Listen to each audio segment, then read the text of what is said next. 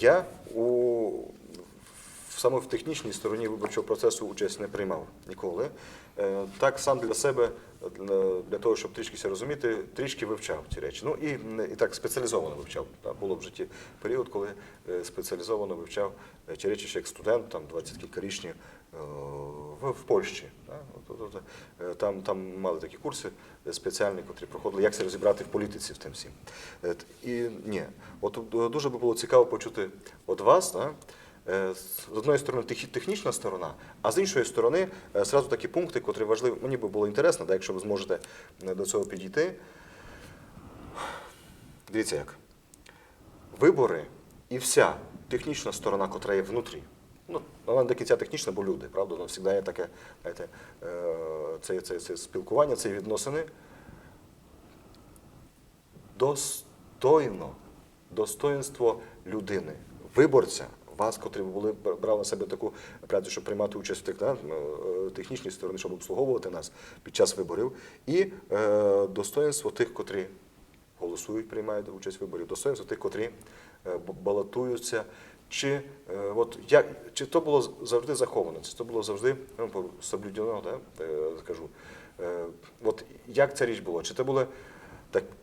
Чи завжди було так, що ці вибори, ми можемо сказати, то було гідно, це було добре, це було правильно, це була конкуренція думок, позицій, це була конкуренція життєвих траєкторій, правда? Бо хочеться, щоб це було в житті кандидата траєкторія життя його, алгоритм життя його, а не просто слова деякі. Скажіть, будь ласка, таку, на якомусь одному прикладі, якщо у вас багато є. У мене прикладів було доста много, тому що я майже 10 років, 8-10 років, були то вибори місцевого рівня, то такі, і я робила. Був навіть такий рік, що я була секретар, то доста на виборчій дільниці, то доста великий. І друге було таке, що секретарем була інша людина, але недостатньо компетентна. І повністю слухав мої рекомендації, тому що так треба було для того, щоб результат був. То вже не було, що він підписувався за то, бо всі все чули, але я казала, що тепер всі тихо, і я говорю, що за чим має бути. Регламентом. Особливо, коли касалося підсчету голосів, то були серйозні речі. То було гідно, то, що я бачила, да, то було гідно. Було деякі такі речі, що я не бачила, і були случаї, що нас пак навіть визивали в прокуратуру, але я з свого боку я повіла, що то я бачила, то я не бачила, то я знаю, не знаю. Там була гідність виборця, маленько не з нашої вини, тому що не в межах нашої компетенції. Там є кімната у міськраді, коли люди мають право до певного числа перевірити, чи є він у виборчих списках, щоб не було такого, що в списку є тотко мер, а тотко прийшов на вибори, і я сама то бачила, коло мене то було, а там було написано, що він умер. І розвернувся і пішов, було і таке.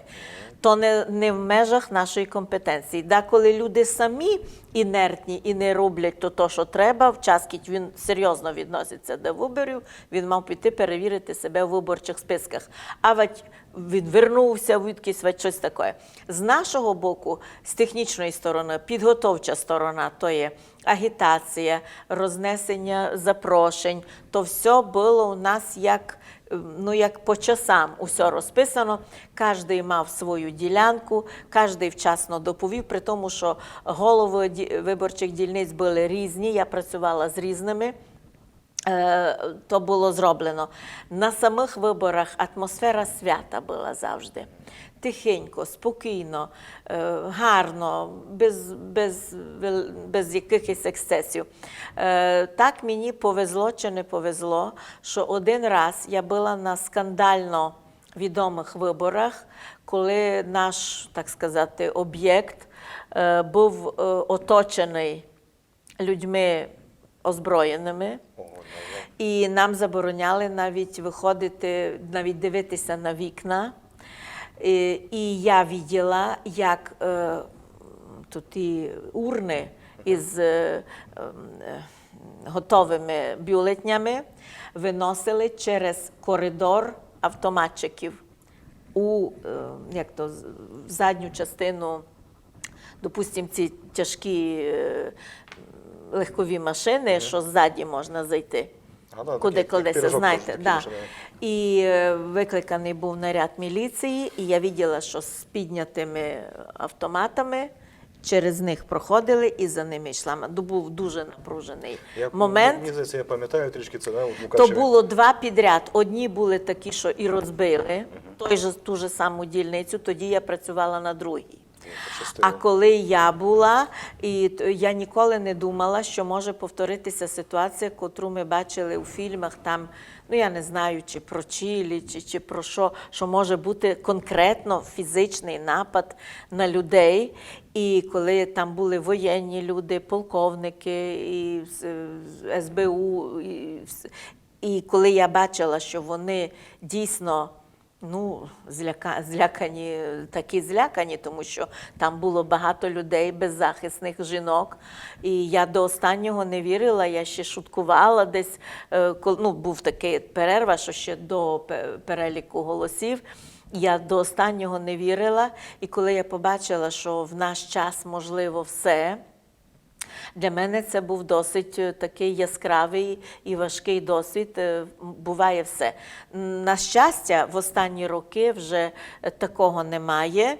І мені здається, що люди мають чітко усвідомити, що для них, для виборців, я тепер не говорю про тих, хто буде працювати, бо я зараз не буду працювати, вони мають, по-перше, вивчити платформу того і того депутата. Піти, кого його інтересує, котрих, піти на зустріч, вони будуть. До того. Пообзирати в очі, кому він хоче. Зазвідати, що він хоче. Друге, прийняти своє рішення. І третє, я би казала, тримати його у таємниці до і після виборів. Бо я знав дуже много случаїв, що до розвода, до кровної мести кума з кумов, родичі, знайомі, друзі на все життя ся повадили. То ті претенденти давно ся помирили, і ко виграв, ко програв. Це на мою пам'яті було. Тому, коли мене звідавуть, а ти за кого, а що? Я кажу, да, я проголосувала, то моя справа. А ведь кажу, що не дуже тямлю, щось кажу, але я ніколи не буду, не за те, що я ганьблюся за свій вибір. Я не хочу ні на кого оказувати давлення з одного боку, з другого боку сама не хочу підставлятися під якийсь удар, котрий вже нічого у житті не міняє. Міняє до того моменту, коли ти свій бюлетень опустив у урну. Туди треба думати. А пак уже говорити, то треба було, сяк треба було. Я то думав, що то вже лишнє. Ну, і з того вшиткого думав також, на вибори треба йти, бо треба своє справу схоснувати і молодим, і різного возраста людям, доки є енергія і сили. Хоча можу повісти, що ми ходимо і домів до тих, хто не годен прийти. І знову треба вовремя написати, що сей хворий має справку, прийдуть домів. Ти проголосуєш, але треба зробити те, що положено з паспортом. На все є процедура. А тим, котрі хочуть скористуватися своїм можливістю бути обраними, так як обов'язок обирати, і право бути обраним, котрі соответствують усім тим вимогам, щоб йти балотуватися, котрі йдуть у депутати, найтямлять добре про відповідальність і перед народом, і перед Господом Богом. І на цьому я хочу завершити нашу передачу «Живий русинський язик». Будьте здорові!